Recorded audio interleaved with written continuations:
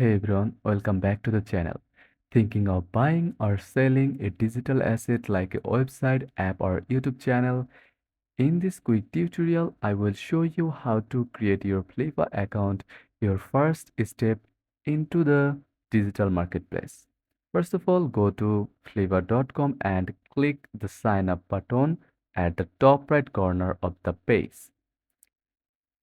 You will have two options: sign up with Google for a first setup, or use your email and a secure password, at least 8 characters combining letters and numbers for strong protection.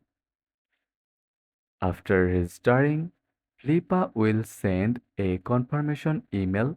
Be sure to check your inbox or spam folder and click the link to activate your account. Once your account is verified, take a moment to complete your profile. Add a photo, write a short bio, and include your interests. This builds trust and credibility when you start buying or selling. And that's it. You are now ready to explore and transact on Flippa, one of the top platforms for digital asset sales. If this helped, don't forget to like, subscribe, and check out our next video on how to list your first asset. Thanks for watching.